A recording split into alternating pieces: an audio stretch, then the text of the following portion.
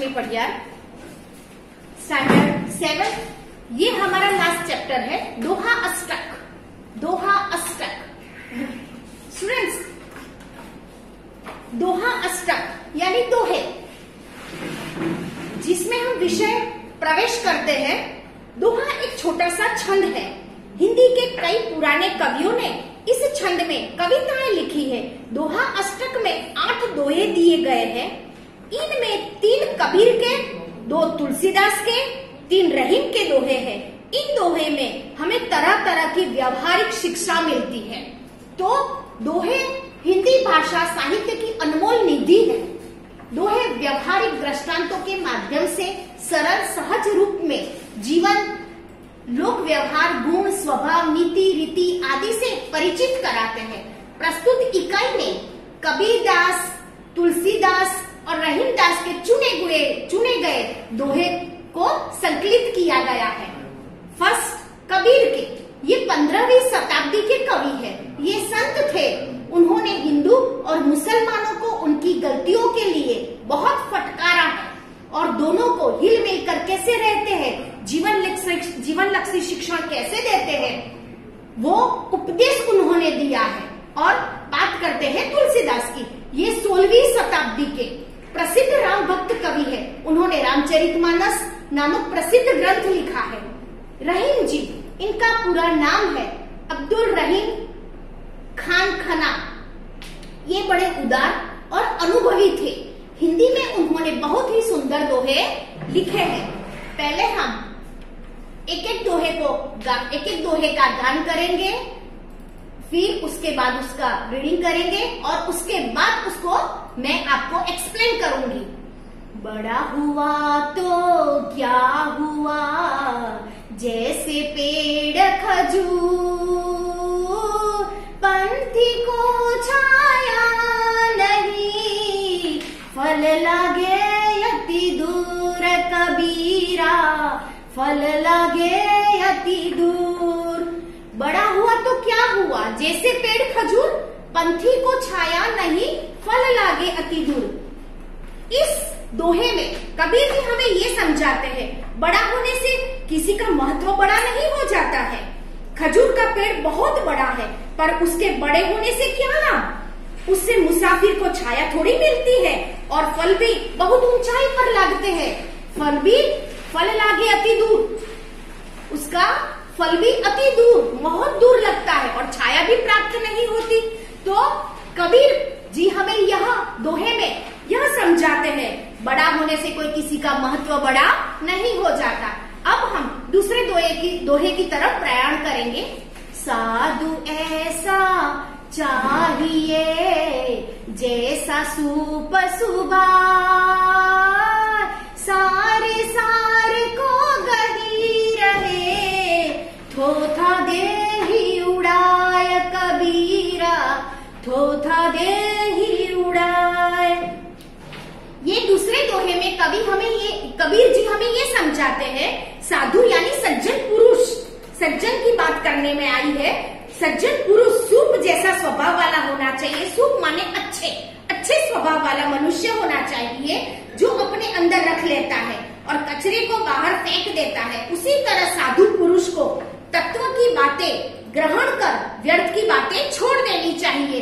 इस प्रकार साधु कैसा होना चाहिए? साधु ऐसा चाहिए जो सूप सुभाए, सार को गही रहे, थोथा दे ही उड़ाए।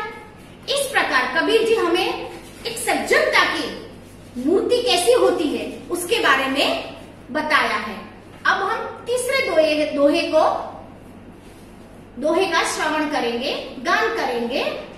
माँ की गुड़ी में गड़ी रहे, पंख रयो लिपटा,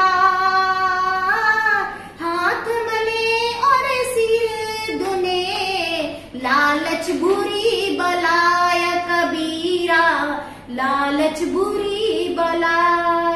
माँ की गुड़ में गड़ी रहे, पंख रयो लिपटा, हाथ मले और सिर दुने, लालच बुरी बलाय कबीरा, लालच बुरी बलाय। कबीर जी हमें इस दोहे में समझाते हैं, माखी गुड़ खाने के लिए गुड़ पर बैठती है और उसमें फंस जाती है। उसके पंख गुड़ में चिपक जाते हैं। फिर वह कितना भी पछताती है, फिर अंदर घुस जाती है और हाथ पांव अपने मलती रहती है। उससे छुटकारा उसको नहीं मिलता, वो उससे नहीं छूट पाती है। और सचमुच लालच बुरी बला है। और फिर ऐसा भी हो सकता है शायद उसे मौत भी नसीब हो जाए। तो कभी जीवन में लालच नहीं करनी चाहिए। इस प्रकार कबीर जी ने हमें जीवन लक्ष्य शिक्षा, हमारे जीवन के संस्कार कैसे होने चाहिए, इसके बारे में कबीर जी ने हमें ये बताया है। अब तुलसीदास के दोहे की तरफ हम प्रयाण करते हैं।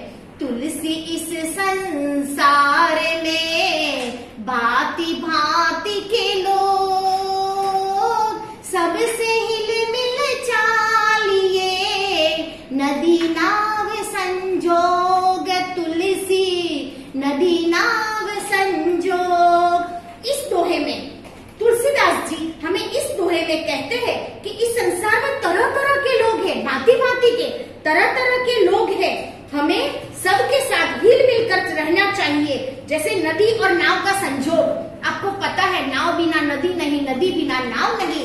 तो तुलसीदास हमें हिल मिलकर एक साथ रहने की हमें सूचना देते हैं, एक साथ रहने के लिए बताते हैं कि इस संसार में अलग अलग प्रकार के लोग हैं, लेकिन हमें सबसे कैसे हिल मिल के रहना चाहिए। जैसे नदी और नाव साथ साथ में रहते हैं, इस तरीके से तुलसीदास हमें जीवन में ऐसे रहने की सलाह देते हैं। अब दूसरा दोहा। तुलसी हाय गरीब की कबहु न खाली जाए, मुए ढोर के चाम से लोहा भस्म हो जाए। तुलसी लोहा भस्म हो जाए। तुलसीदास कहते हैं कि गरीब की हाय, यानी जीवन में बन सके तो किसी की दुआ लो, किसी की बद्दुआ मत लो, क्योंकि गरीब की हाय कभी खाली नहीं जाती है। क्योंकि उसकी हाय, उसके दिल से जो हाय निकलती वो कभी निष्फल नहीं जाती है। क्योंकि मरे हुए जानवर के चमड़े से बनी धोकनी से लोहा भी अगर राख हो जाता है तो फिर गरीब जो जीवित व्यक्ति है उसकी हाय कैसे निष्फल जा सकती है। तुलसीदास हमारे जीवन में बहुत ऊंची बात बताई है कि कभी जीवन में किसी गरीब व्यक्ति की हाय नहीं लेनी चाहिए। अगर जीवन में बटोरना है तो दुआ बटोरिए, लेकिन कभी किसी की बद्दुआ नहीं लेनी चाहिए। इस प्रकार तुलसीदास ने हमें जीवन में बहुत सिखाया है। रही मन धागा प्रेम का, मत तोड़ो चटका, टूट से फिर ना जुड़े, जुड़े गांठ पड़ जाए। रही मन जुड़े गांठ पड़ जाए। अब इस दोहे में हम रहीम जी क्या सिखा रहे हैं? रहीम जी कहते हैं कि प्रेम के धागे को खींचकर झटके से मत तोड़ डालो, क्योंकि अगर एक बार अगर टूट गया तो फिर वो नहीं जुड़ता, उसमें गांठ पड़ जाती है। प्रेम में भी ऐसा ही है, पहले जैसी मिठास नहीं रहती है। एक बार प्रेम में अगर प्यार में अगर थोड़ी सी भी करार आ जाती है तो फिर पहले जैसी मिठास वो प्रेम में नहीं रहती है। तरुवर फल नहीं खात है, सरवर पिया न पानी, कहीं रहीम पर काज हित, संपत्ति सच ही सुजानी। रही मन संपत्ति सच ही सुजानी। तरुवर फल नहीं खात है, सरवर पिया न पानी, कहीं रहीम पर काज हित, संपत्ति संजही सुजानी। अब इस रहीम जी ने इस दोहे में हमें क्या समझाया है? रहीम जी कहते हैं पेड़ कभी अपने खुद फल नहीं खाते, सरोवर अपना पानी कभी नहीं पीता, इसी तरह सज्जन दूसरों का हमेशा भला करता है। वो कभी भी संपत्ति और संपत्ति का संग्रह वो नहीं करता है। वो सज्जन दूसरों का भला करने में ही अपनी जो संपत्ति, वो सज्जन पुरुष, सज्जन व्यक्ति जीवन में क्या करता है? संचय नहीं करता है। सज्जन व्यक्ति हमेशा दूसरों का भला ही सोचता है, भला ही करता है। तो इस प्रकार सज्जन पुरुष कैसे है, सज्जन व्यक्ति कैसा है? तरुवर जैसा और सरोवर जैसा, वृक्ष जैसा है। वो अपना फल नहीं खाता, सरोवर अपना पानी नहीं पीता। तो इस प्रकार सज्जन व्यक्ति हमेशा किसी की भलाई ही करता है। अब तीसरे दोहे की तरफ हम प्रयाण करेंगे। रही मन देखने बड़े न को, लघु नदी जिए डारी, जहाँ काम आवे सुई, कहा करे तलवारी। रही मन कहा करे तलवारी। अब रहीम जी हमें इस दोहे के द्वारा ये समझा रहे हैं कि बड़े लोगों को देखकर, बड़े लोगों से प्रभावित होकर छोटे लोगों की उपेक्षा कभी नहीं करनी चाहिए। हमें बड़े हैं तो क्या हुआ, कभी छोटों की कभी उपेक्षा नहीं करनी चाहिए, क्योंकि जहाँ सुई काम आती है वहाँ तलवार काम नहीं आती। जैसे मैं आपको एक एग्जांपल बता रही हूँ, जैसे कपड़े सिलने हैं, है तो दोनों चीज एक ही मटेरियल की, लेकिन जहाँ कपड़े सिलने के लिए अगर सुई काम आती, वहाँ तलवार कहाँ काम आती है? जहाँ सुई काम आती है वहाँ तलवार काम नहीं आती। इस प्रकार रहीम जी हमें ये समझाते हैं कि बड़े लोगों को देखकर, बड़े लोगों से प्रभावित होकर हमें छोटों की कभी उपेक्षा नहीं करनी चाहिए, छोटों को निग्लेक्ट नहीं करना चाहिए।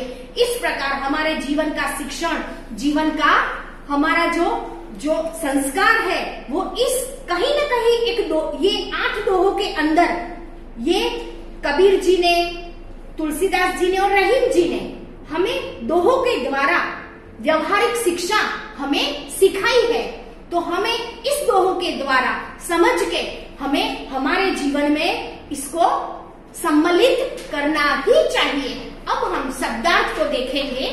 पंथी, मुसाफिर, यात्री, राही, सुख, अनाज फटकने का छाछ, साज, निष्कर्ष, सारांश, थोथा, निकम्मा, कचरा, बलाई, आपत्ति, आफत, विपत्ति, भांति भांति, तरह तरह के भिन्न भिन्न प्रकार के, हाय, बद्दुआ, भस्म, राख, चटकार, शीघ्र, तुरंत, फौरन, तरुवर, पेड़, सरवर, सरोवर, संचही, संग्रह करना, सुजानी, चतुर, बड़े, बड़ा, तलवारी, तलवार। स्टूडेंट्स इस प्रकार ये मुहावरे भी है, मैं आपको एग्जाम में पूछ सकती हूँ। आप टेक्स्ट बुक के पीछे वाले शब्दार्थ, मुहावरे सब तैयार कर लेना। ओरल एग्जाम में भी मैं मुहावरे वगैरह कुछ भी पूछ सकती हूँ और पीडीएफ में सेंड कर रही हूँ। आपको आपकी अपनी नोटबुक में अच्छी हैंड राइटिंग से अच्छे से प्रिपेयर कर लेनी है। Okay, thank you.